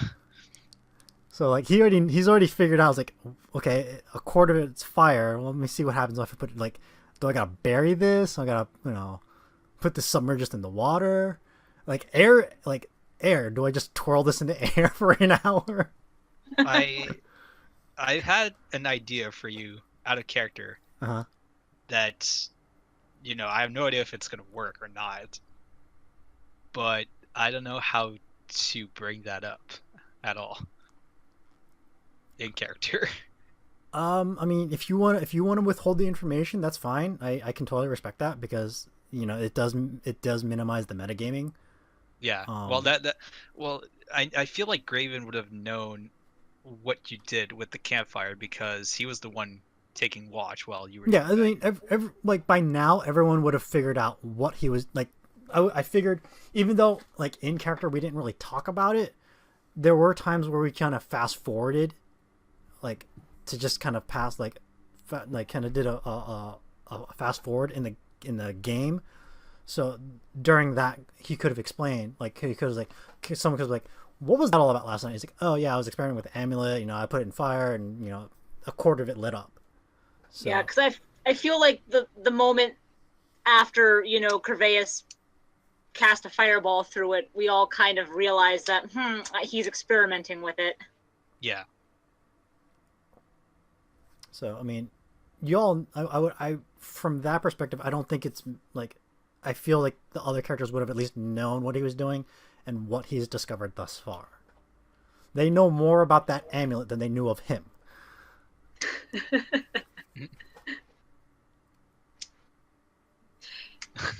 So we know more than a quarter of your personality.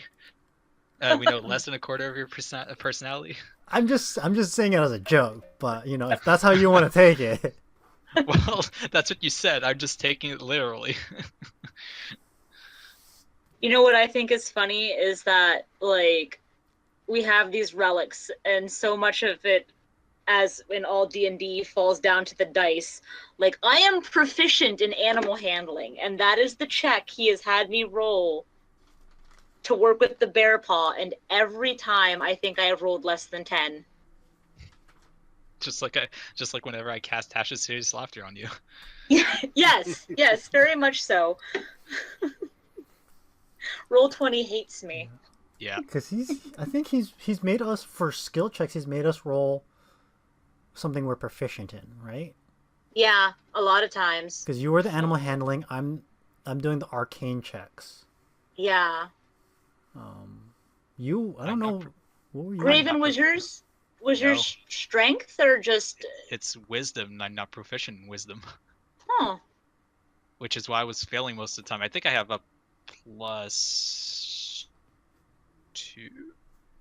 Let me. Do I you have roll 20 open. Let me. Yeah. Do you have a check bonus in wisdom? When you mean like wisdom saving throws, you mean? Well, yeah. Usually it's like it's because wisdom saving throws are like your wisdom modifier, basically. Yeah, so I don't have proficiency in wisdom per se. I only have uh let's see here. Yeah, I don't have proficiency in wisdom saving throw, and my wisdom modifier is +0. Yeah. So that's made it hard for you. Yeah. Because like I have proficiency in arcane, but I don't think that's. Yeah, that's one of like because that's an intelligence based thing, and that's not my strong. That's one of my weaker stats. Yeah, it's just funny how it works out sometimes because like Nola in the current campaign, she's weak as heck. She is like a -2 to her modifier because she's only got a strength of 8. But every time I roll for like an attack or something like that, I've rolled like a 16 or higher in almost every case. Well, But I can't get those kind of rolls for Rowan. yeah, but for a ranger though, you have proficiency in weapons, so you have at least that bonus going for you to True. cancel out the negative. And This is true. And you've been relying on ranged attacks, I think. Well, in the bar fight, I stabbed a guy in the groin. Yeah, but didn't you use a finesse weapon? I don't remember. Maybe. Probably. Because if you used a dagger or like a short sword, that's a finesse weapon. Yeah, it might have been. I can't remember. Because that is one thing I've noted. I think our both groups in terms of strength are pretty weak. I think in both groups, the strength is not necessarily the dump stat, but pretty close to it. I think Jess's strength is actually +1, if I remember correctly. Yeah, when I rolled Nola, I got some pretty low. I actually had like mostly good dice, and then 2 of the rolls were just really bad.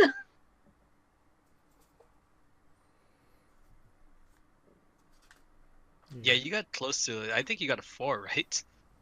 No, I had a 6 and an 8. 6 and 8. And you said you put the 8 in the strength. Yeah, and I want to say like the 6 was in charisma. Well, it's not too bad because tieflings get that racial bonus. So Exactly, which is what I was considering when I had already wanted to do a tiefling. So when I saw like what I rolled, I'm just like, okay, we'll try and make this work. well, you could have made the 8. You could have put the 8. You could have switched your strength and charisma, so you've been super weak, but you would have had normal charisma. Nah, I like it how it is. I mean, like having it's tough to play sometimes with the gimpy stats, but it can pay off. Oh yeah, it can be a lot of fun. I was waiting to like when I was lowering you guys out of the window in the current campaign, I was just waiting to like drop one of you on your head. No, you just dropped one of us on our foot. Yeah, y'all lived. Ish.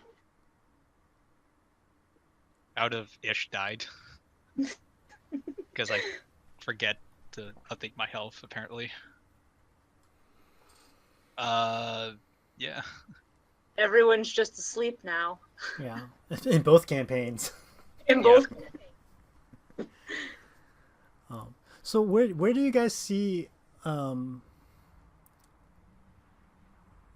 what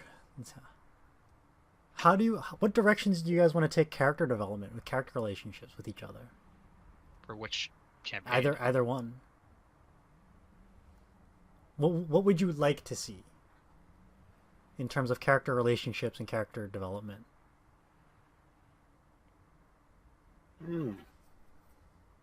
Character relations between us, or just character development in general? Yes. The boat, I assume. I assume that's that. That's I a assume that's boat. hard question to answer. Yeah. Yeah. I don't know.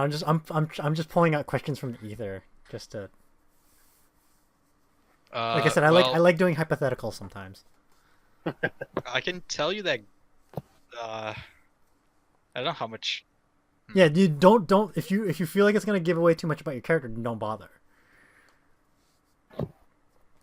Well, we all know at this point that Graven, he's fairly close to you guys.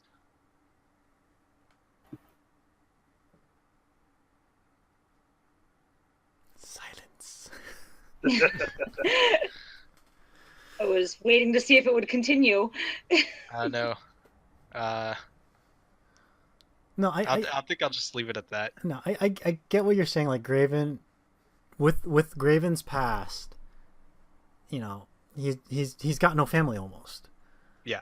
And now he's had these travels and he's had these experiences with these three new people, and he's building up relationships with them. And there's a saying, friends are the family you pick.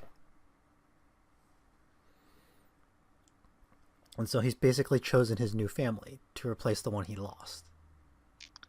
I'd say that's a very, very close. Well, I think the closest thing that the closest description that I can give right now about Graven. Yeah, without giving out too much. Yeah. Well, actually, I don't think there's much else right now in my head. Mm-hmm. It's just that I think that's the way Graven thinks about it right now.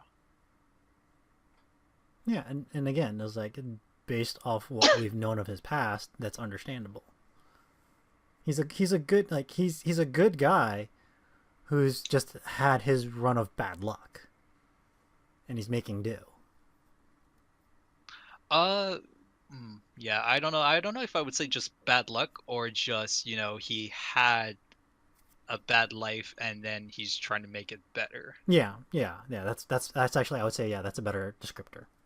Mm. Yeah, Rowan sort of sees Yenyen as the annoying brother that she never had.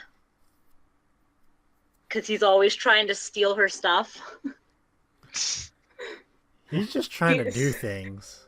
He every time she gets an interesting plant for alchemy or whatnot, it's just like, oh well, I'm gonna take that berry, I'm gonna try and steal that thing, and she sees it very much as like something that a brother would do. Younger or older? Either. It's like, hey, what's that? What you got there? Huh? What you got? Yeah, and she likes that. I mean, she'll pick on him to no end and definitely make sure that he can't take her crap, but we'll see about that. I would love to see Rowan get in that like that last picture I posted about wake up and whatnot. Mm-hmm. I would love to see because when I saw that picture, I instantly thought of Rowan having that conversation with one of us. That would be interesting. It's just a matter. It's like, who would she have that conversation with though? Now that I think about it, it's just like, like honestly, it would probably be either I don't know, like probably Yenyen, to be honest. Probably Yenyen, because like Curveya, she's never really had too much trouble with prank wise or anything, and Graven's never really done too much. Yeah, I need to pick back up on that. Well, I mean, you have, but like she identifies Yenyen as more of the troublemaker than you. Yeah. So I think I need to pick up the pace with you again. It's been it's been a lot of Tasha's hideous laughter. I've noted. Yeah. Yeah. It's Tasha's hideous laughter, but I'm trying to like remember like the one of the first things I've done to Rowan was actually steal her emerald, Yeah. and she went ape shit.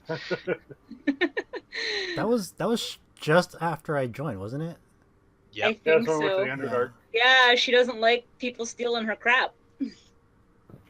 I think Gervais has been the nicest to her. Yeah, which is why, he gets the least amount of crap. But, like, as far as, Gervais is concerned, he's something of an enigma for her. Like, she wants to know more, but she's also the type where she's not going to push too hard yet. But, she sees him and Graven both as friends, although you start stuff up on her, she'll start, pulling snakes and stuff out of her hat. Yeah, like My favorite was like none of you know what her biggest fear is, so you haven't been able to use anything like that against her, like she does with the snakes.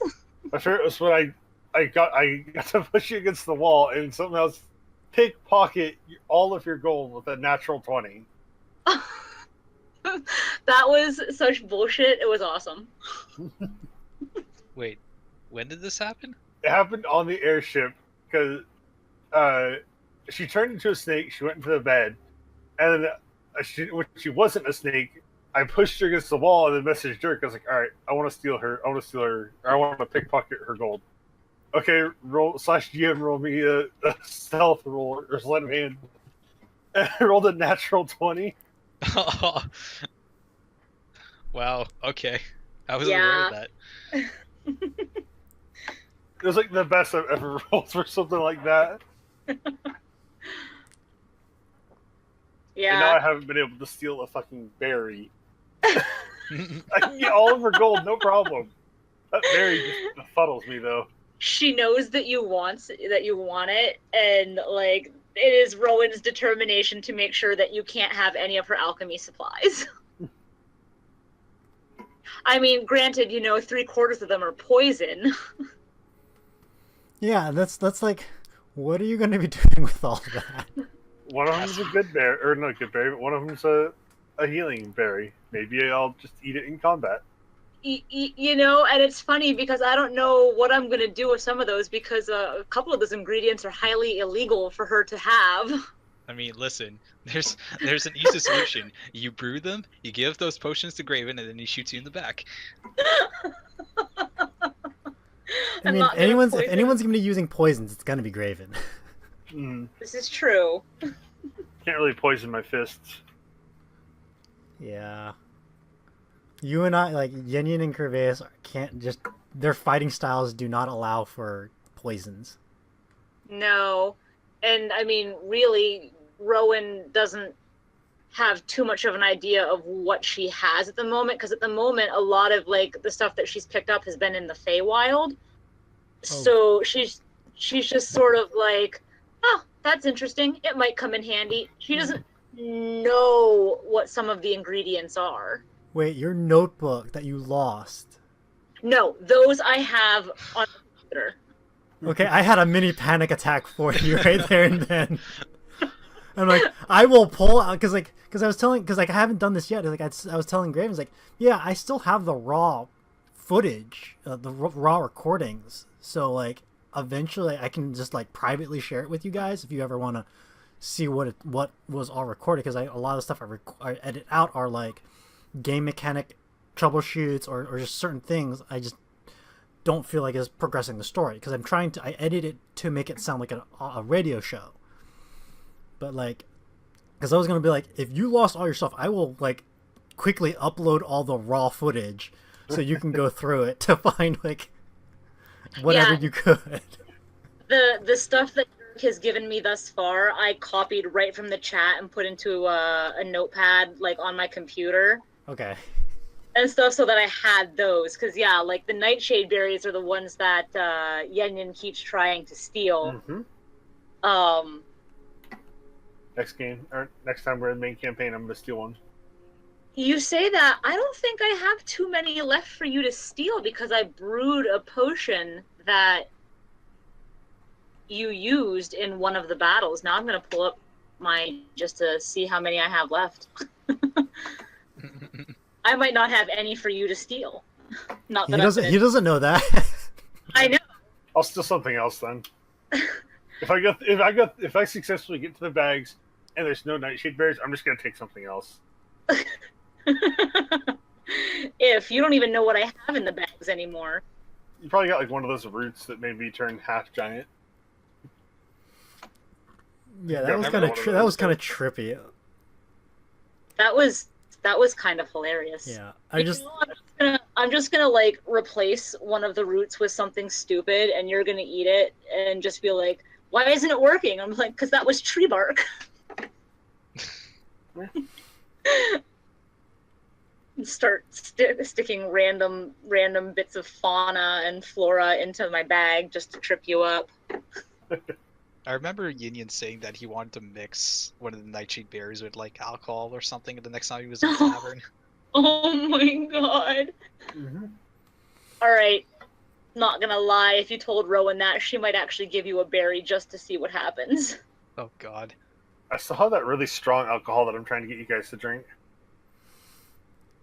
Didn't you get Rowan to drink that at one point? I think I got everyone to drink that. yeah. You got your And own I to think drink it. I think she passed out. Yeah, Like immediately. Yeah. she instantly like a- failed it. I guess like a DC 20 check or something. Yeah, and I think I rolled like a 6. No, you drank that and you passed like, and I don't think like Graven and Curveus were just like, yeah, we're not touching that. Yeah, I think that was the first time Rowan's passed out drunk. She's passed out drunk a couple of times. There's only twice that I can think about. Yeah, the one with the really strong alcohol and then once in the tavern. Yeah. But she still made it to her own bed. So she believes. Thanks to Yen. So she believes. She doesn't know that. None of us do. Only Yin does, and that's assuming he remembers. As far as Rowan is concerned, she was sober enough to at least Yen make it, remembers everything when he was drunk. including passing out on the bar counter. Oh yeah. Yeah, remember, Yen's master's a drunken brawler. That's how Yen learned to fight. He knows how to hold his beer, his liquor. Like master, like student. He's like, I know how to hold my liquor with my hand.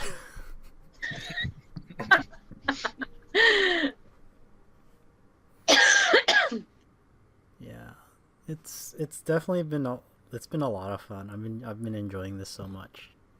Same. Yeah. This is still only my only actual campaign in my life. Like the only other side campaign I've done, I've been on Friday nights, and that's been with 3/4 of you guys, or 3/5 of you guys, Yin, myself, and Dirk, and 2 other people. That's like a temporary campaign kind of deal. That's it. I've been I have this one, and then I have one that I do on Thursdays and Saturdays, but that's West Marches, so Like- I don't think I'm playing this week. No, I think I'm besides Dirk, I'm the veteran. Yeah, I don't have time to run between all of the cosplay stuff that I do. I don't have time to do more than one campaign.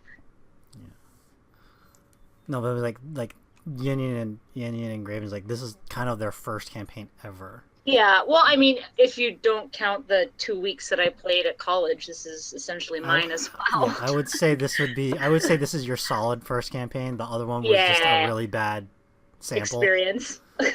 Like for me, this is because like for a while while we were playing this campaign, I was actually in a real life campaign that I was playing on every Tuesdays. Mm-hmm. But I kind of bailed out of it because I wasn't too happy with like the players. Like the DM it was his first time DMing, and I was trying to be helpful with him, and he was actually pretty solid. My issue was with like 2 of the players. One of them never paid attention, and then when stuff would happen and he would bitch and complain of what's going on, I'm like, dude, if you had just been paying attention instead of like on your ass on the phone or whatever, you'd know what's going on. And the other player was very meta. He was constantly meta, and I was just like, and I kept talking to the DM about this, like, look, this is a problem for me. Either this gets fixed or I'm walking. Yeah, because I mean, everyone meta games once in a while. It's unavoidable, but like to do it constantly, yeah. To do it so constantly and so blatantly. Yeah. And not and like there were times while we were playing, I'm like, dude, let's not metagame and let's actually like do this. And he would kind of tone it back, but then like later in the session he would crank it back, and I'm like, twitch. So it's like he was aware of it but not aware of it. I don't know. I like also his the personality types weren't meshing well with me either, and like the type of character I was playing versus the characters they were playing, I was just like, this is not going well. This is a train wreck. So I was just like, I'm sorry guys, I have to I'm dropping out. You guys are I'm sure you guys are great guys, but in this setting I'm not having fun. So but I've had other campaigns in other games where like I had phenomenal time. Like there was a campaign I played in Dungeons and Dragons third edition / third edition revised that went on for a long time. I was in a campaign for Werewolf the Apocalypse done by White Wolf. That was a lot of fun. That lasted like 3-4 years. I was even in a campaign based off the Wheel of Time series by Robert Jordan, his books. They actually made an RPG based off his books, and that was a lot of fun too. So I've been around the block a couple of times. I've been playing D&D in general for a long time. I think my first character was a hill giant because I had the intelligence of one, which makes sense because I was like 5. And I was harassing. I'm harassing I'm a little kid, like 5-year-old kid, who's harassing his older brother. Like, hey, what are you guys doing? You know, little brother stuff. And my brother's like, here, you can play this character. And I'm like, okay, what is it? He's like, a hill giant. What do I do? Smash. Okay, smash. You know, because even it says in the book, hill giants have the intelligence of a child. I was a child. Super cute though. Yeah.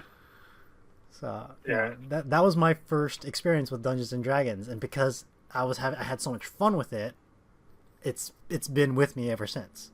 There have been times where I kind of like don't play it for a long period of time because I just couldn't find anyone to play with. So, the wonders of the internet. I now have you guys. Yes. Go ahead. I'm hoping for like another one of the one-offs that we do eventually, where we can all play evil characters. Because that's been the most fun for me, like playing an evil character. Was I in that one? No, this is the one. This is like the West Marches one, where it's such a completely different play style. You get to see these people like there's nothing wrong with them, but they just go fucking nuts. Oh yeah, like evil campaigns are a nice cathartic release. The worst thing we've done so far was there's like this old man who ran an apothecary. Nobody in town liked him, and we wanted it, so we turned him into a werewolf. Ended up killing his own wife, and then we killed him, so that there was nobody left to claim the apothecary. All because we wanted it. I had no idea why we even wanted it. I was just down to do it. It's like, all right. And I remember like one of the people in our group, this is his first session. He's like, I don't know if I can play an evil character. This is too much. Yeah. To be honest, evil campaigns are really something for people who have played for a while. It shouldn't be the first thing you do. Yeah. He played before. He just never played an evil campaign. Ah, okay. He could like wrap his head around how we could come up with this idea of, all right, turn this old man into a werewolf and locking him into a room with his wife. Okay. No, I would love to do a amnesia game. I That want to would do be fun. the one that we found with Dirk, where everybody starts out as a commoner, and you have to reach a level 5 as a commoner. Yeah, I couldn't and do then that. you get I your couldn't. class. I like when you explained that to me. I was like, nope, I'm out. Sorry, that's too much work. I want to do that. It just sounds like fun. It does sound like fun because it's like you literally start as a normal person and you just go with it. You're just this. You're just someone that's just casually there.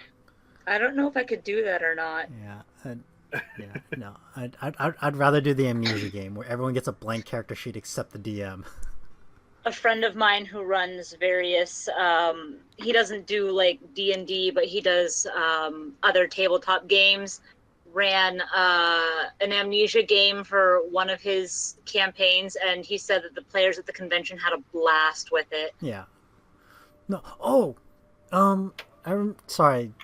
I just remembered another campaign I was in that was a lot of fun. It was like a year or two running. It was over the summer.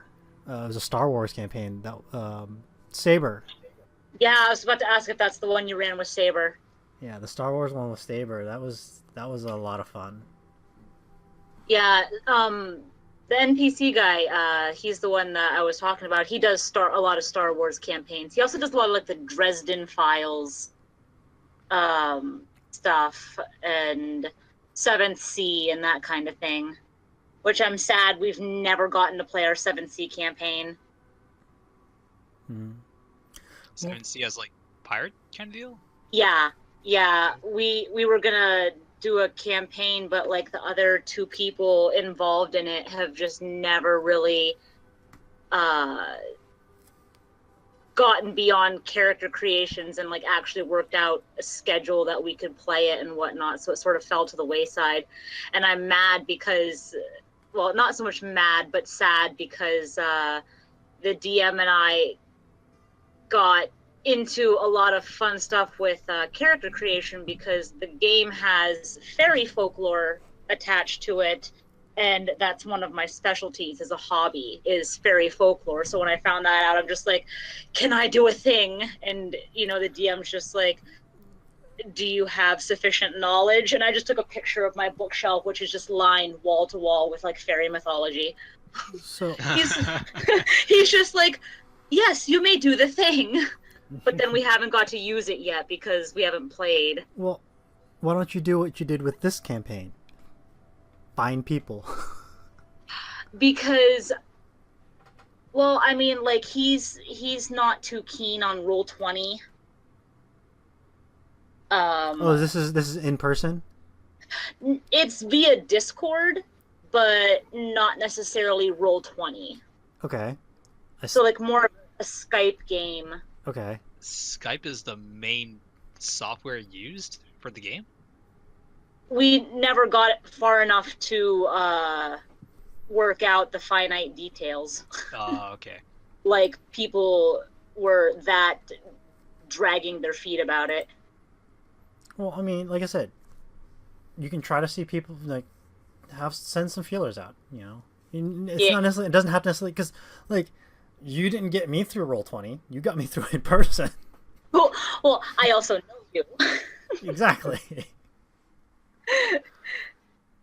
But that's something you can try to do is like send out some feelers. Yeah, maybe once the whole wedding frou-frou is done. Yeah.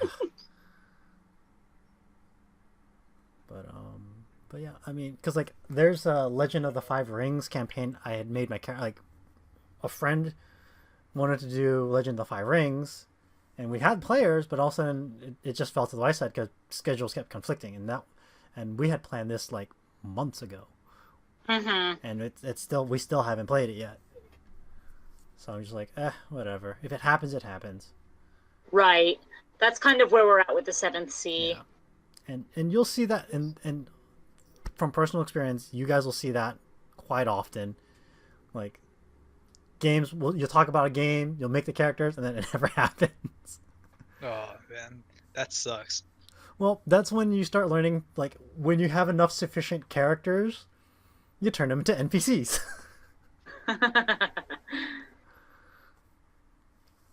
We might get lucky and run it as a one-shot at Techo this April if things work out, because like 4 of us all go to that convention. So it'd be fun. I haven't done an in-game campaign since the first failed. Yeah, in person. Yeah. Yeah. No, they can be a lot of fun. They can. I mean, that's how it all originated. So. Yeah. See, it makes me sad. I wish that I had been around when you and Saber were playing. That might have actually been. That was a lot of fun because it was. It might have changed how I felt about the game for Yeah. Okay. I would definitely say it would have because we only had 3 players. It was myself, Jeremy, and Jared, and then Saber was the DM. Okay. Yeah, I played D&D with Saber and the 2 Atoms. And that was the bad experience one. Yeah, because Wampa, the big Atom, he only wanted me to play so that he could ask me out. Right. Oh, That's why that name sounded familiar. Yeah, that was literally oh look, a cute nerdy girl. Let's invite her to play in our campaign, but I'm just literally going to use this as an excuse to ask her out. And quite literally, by the second session, was just, hey, do you want to go on a date with me? And when I was like, no, not really. Yeah, this was before or after me. This is before. I think this was before, right before you, because we met you. What, our second?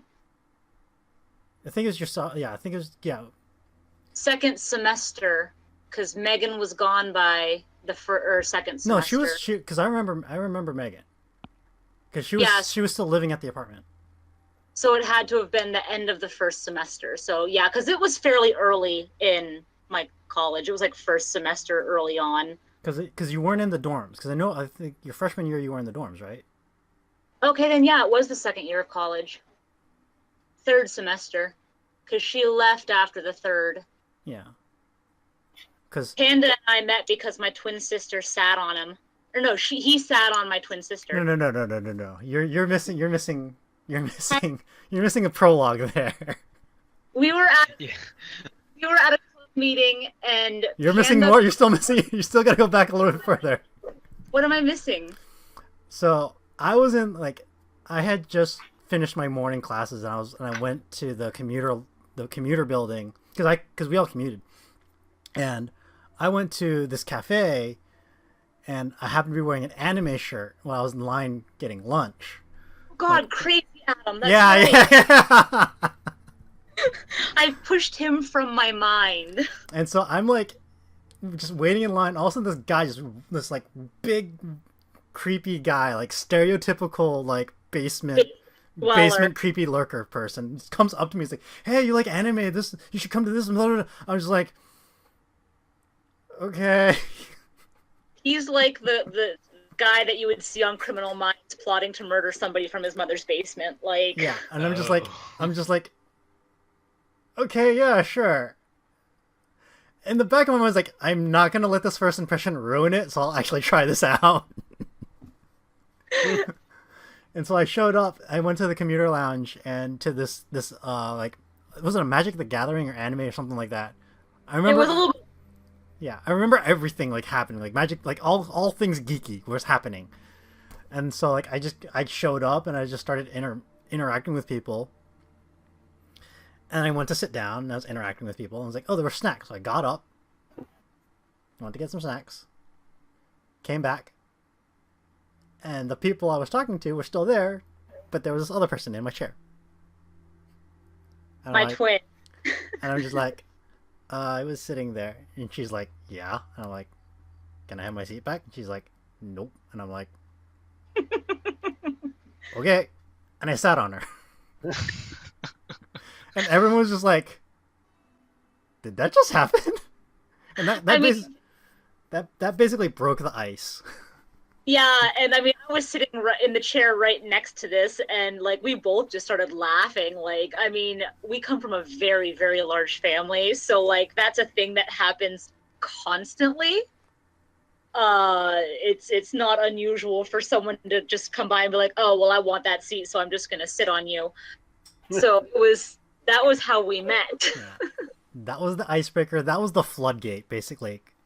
Yeah, 'Cause- yeah. and then we essentially just absorbed you into the apartment for like the next 6 months. Yeah, because we actually lived in the same apartment complex. My building was on the top of the hill. Yours was on the bottom of the hill. So understand, I had my own bedroom, my own bathroom, my own apartment. And he spent more on our couch. Yeah, I think like 80% of the time, I was living in I was in your living room. I was staying in your living room. I'd only go back to my apartment to like get my books, take a shower. Like I'd use my own bathroom, but that was pretty much it. Yeah, that really is, and yet we never played D&D. Yeah, we never played we never played any Dungeons and Dragons whatsoever. No, we played video games. Yeah, that's all we did was play video games. And like there was one point where we're just like, maybe I should go back and live in my own apartment. And I think that lasted all of 3 weeks At most. Because at best. Because I remember I was chilling in my apartment, being online, and I think I was talking to you guys or whatnot, and they're like, "There's a fire drill or the fire alarm went off at like 3 a.m. or something like that," and I'm like, and they made everyone evacuate. yeah, and I'm just like, "Do you guys?" It was like wintertime too because it was kind of chilly, wasn't it? Yeah, because I made a pot of coffee. I refused to they actually made everyone evacuate outside until the fire department came to like clear the buildings and make sure it wasn't a real fire. And so many students were it's college students who are just like, you know what, let me burn. I don't care. Yeah. I made breakfast. I made coffee. And I'm just like, hey, once this is done, do you want to come down for coffee? Well, no, because I came down while it was happening. Yeah. I remember, like, I'm like, do you want me to grab some blankets and a jacket or something like that? It's like, we were all more concerned about where we were going to hide the animals. Yeah, because you had the bird. You had the birds. We had birds, yeah. We weren't allowed to have anything other than a fish. We had birds. The neighbor above us had 2 cats. Someone had a dog that was trained not to bark, and like everyone was just like, where are we gonna hide the animals? But yeah, so Panda and I have known each other for forever, and yet this is our first time playing a D&D campaign together. This is interesting. You're getting real life stories, Yeah, as opposed to like D&D stuff. Although I will draw this parallel, and it's kind of amusing, especially between Curvaeus and Rowan. Curvaeus dragging Rowan's ass out of trouble, and then there's that time that you dragged my butt to the hospital. Well, I mean, you did have blue lips. I was gonna say, I think the last thing I remember from that night is, sweetie, your lips are turning blue. Because she had like pneumonia bronchitis extraordinaire. Yeah. Oh, jeez. Because I was gonna say blue lips is not usually good. Yeah. In general. Birthday party ever. Yeah, because we had gone to an anime convention together. It was you, me, and Saber. Yeah. And it was actually Katsucon. We all went to Katsucon. We went our separate ways during the con because we had like all our con friends and whatnot. They hop into my car, and we driving back, and like on the drive back, Saber and I are looking at Alicia, and we're like, "You doing all right there?" Yeah. I'm stubborn. And like, so I'm like kind of speeding on the drive back. It's like because we're on the road driving through like mountains and back roads. I'm like, if we need medical assistance, I cannot provide any here. So I'm like trying to get back to the college campus as fast as I can, so at least we know if we need medical attention. I don't remember any of this. I was probably you were in the back seat of my car, resting. and all the while, Saber is communicating with your sisters because we had a surprise party plan or something like that. Worst birthday ever. And so like we come like we show up, we have the surprise party for like 3 seconds, enough for you to like cut cake and open presents maybe, and then we was like, okay, go to bed.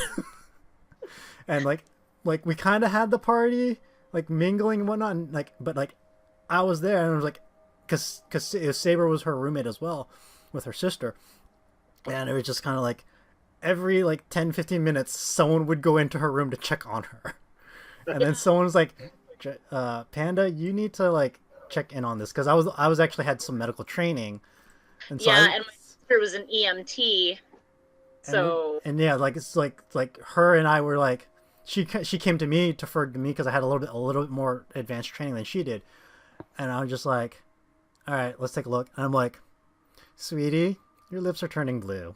You need to go to the hospital. Like, he's like, we have to go. And it's just like, no. And he's like, lips are turning blue. And it's just like, oh. Like, I had to, we had to basically carry/drag you.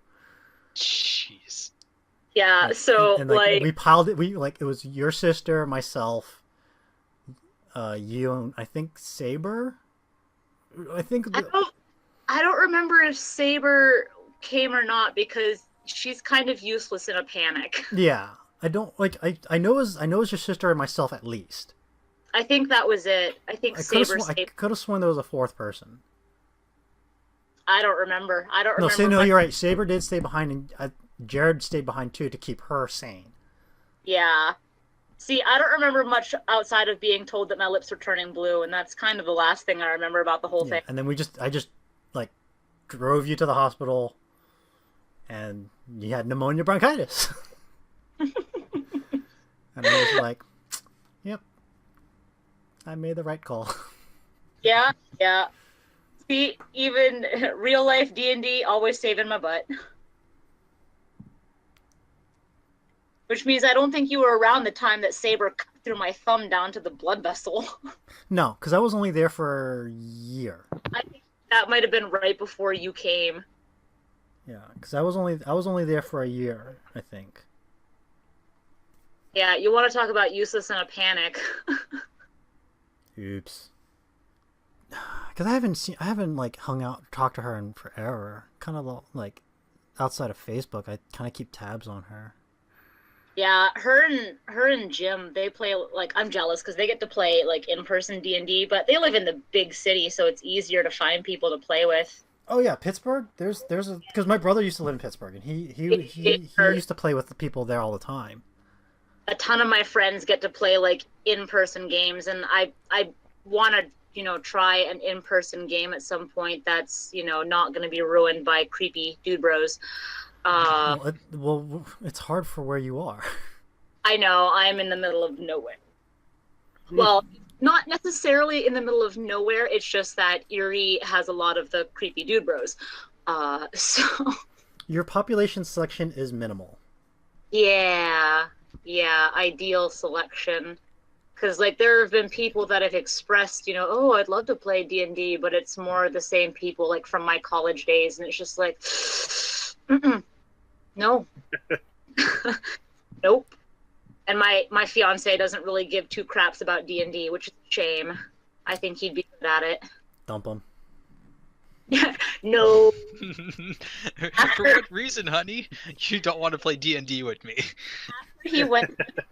After he went through the trouble of finding me a Flame Point Siamese kitten, I don't think so. That's like my dream cat, so no, I wouldn't dump him for that, because he likes Kingdom Hearts, and I think that is absolute garbage, so we're both kind of equal. Yeah, so if there's one thing I've learned about your background life story, Elysium, is that I think I've affirmed my choice for my Jeff character. Oh, yeah? Yeah, so you know how I was flirting with those 3 ladies at the bar on Yes. the first session? Yes. So before that session, I was talking with Panda and Union. You weren't there. It was like during one of those like weeknights where I had You shit were. going on. Yeah, that. And I was talking to them about, having this potential character that, was flirting with ladies a lot. And I described it as like Brock in Pokemon Pokemon Season 1 or whatever.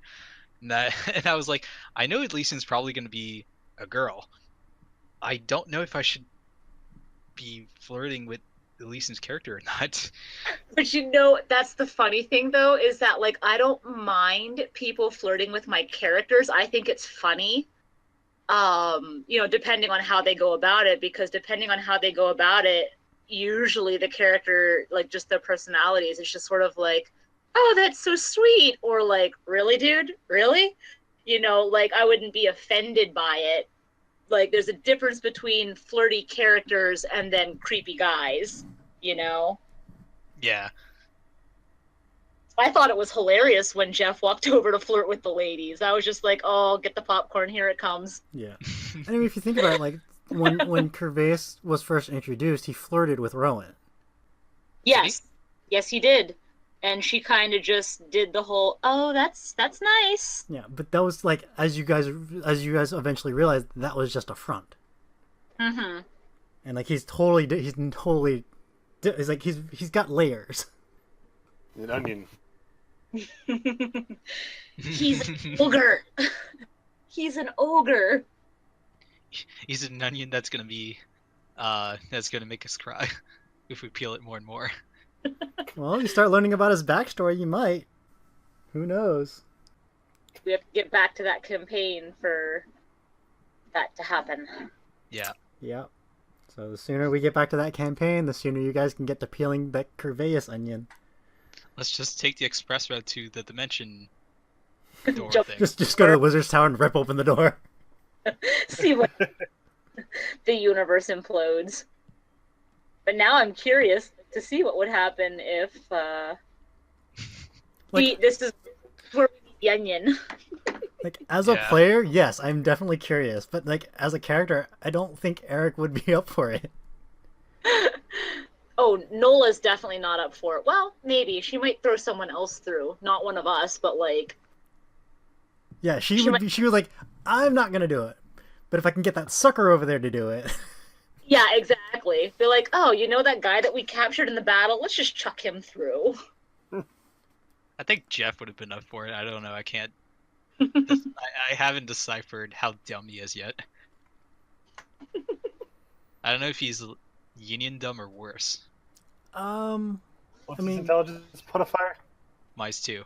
He's worse. Like by the numbers, he's dumber, but Yep. but how you want to play it is up to you. Yeah.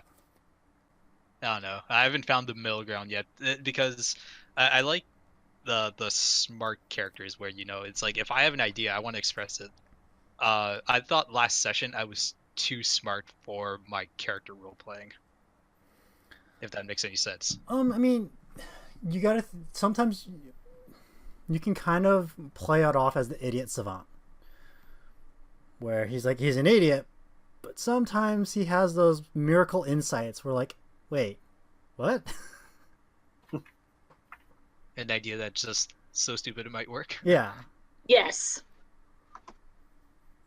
So I mean, again, it's all about how you play the numbers. You don't have to go the same like that, and that's the thing is like having low stats is a challenge, but it can be rewarding if you can play it just right. Mm-hmm. I mean, look at Grog from Critical Role as an example. Like, I don't know if you follow Critical Role at all. I don't. Grog is like the barbarian, and he's technically the dumbest character, but sometimes the way he plays it, it's very much the whole, an idea is so stupid that it just might work, and it actually comes off as being very smart, even though he's not. And it's very well played. Yeah. He also plays the character very plainly, so sometimes it's just he just plays it straightforward. Yes. So it's like instead of like planning and beating around the bush, he's like, why don't we just do this? That's what we're trying to do, right? Why don't we just do it? Oh, that kind of straightforward. Yeah. Yeah. I think think that's what I would like to do for Jeff, because I think that's how it should be played, actually. Yeah, because like, I was playing the campaign I told you I kind of bailed out on. Yeah. Mhm. I was playing a half orc barbarian whose intelligence was I think an 8, and I actually used that to my advantage, because when the players started talking in circles or started planning and they just kept talking and talking and weren't progressing the storyline, my character would be like, I go ahead and do the thing. Like, he's dumb enough to do it, and he got tired of waiting around. So you can actually use that as a player standpoint. You can actually use that as an advantage to help the DM progress the plot line when your players are just talking and arguing for an hour, trying to figure out how to do a thing, and you're just like, I just do the thing. I had to do that last week. We had like a black dragon that was sitting in a room, and like they could see down it, so they're like trying to shoot it, like outside of its breath range. Oh, make it come here, and then we can attack it in the hallway. And I sat there for like 5 minutes. They were just like kept shooting us. You guys aren't hitting it. You guys aren't hitting it. The DM's like, you guys really aren't hitting it. You have to go in there. You're just not going to do it. No, we're gonna outthink this. I was like, all right, I walk in there. I'm not playing this anymore. It's so boring. It's basically Leroy Jenkins, you know. Sometimes you just got to do it. Yeah. And it's just in the actual original case, it did not end well. But No, it did not. At least yeah, check. The meme is there for a reason. But yeah, I'm glad we have it's we still don't have any answered questions. You know, like we still have no idea what this shadow secondary campaign is all about. We're asleep. We got the Zangol, the relics. So, but you know, we've talked about it. I don't know how much. I don't know if we've discovered anything. Well, it's to be honest, the discussion that we've had has brought up like potential theories and stuff, you know, that I hadn't thought about. Yeah, That makes sense. I don't know. I don't know how much editing I want to do on this one, because I know we went on some personal tangents. Should I edit them out or leave I them mean, in? it's a behind the scenes. In my opinion, it shouldn't be really edited. Well, I'm talking about like the personal anecdotes. Oh, well, I guess those are your choices. Do you want that to be uploaded to the No, I internet? don't care. Okay. So yeah, personal. Doesn't bother me. If it doesn't bother you. Yeah, then I may just upload this raw. I might edit some of the silence part, like when we have like those silent pauses. I might edit out. But I think for the most part, I'll keep it. I'll try to keep it as raw as possible. Yeah, because what I expect to do with, my feeling for this behind the scenes is to come back at one point and, you know, just watch it again after a And while laugh. and see and laugh exactly. See how wrong you are. Yeah. Well, I'm sure like when Dirk is listening to this, he's just gonna be like, "You guys are fucking idiots." No doubt. No Nope. doubt. Nope. You guys are all wrong. This is the airship all over again. Yeah, you guys are going left instead of going right. We weren't even going left or right. We're just standing in front of a door.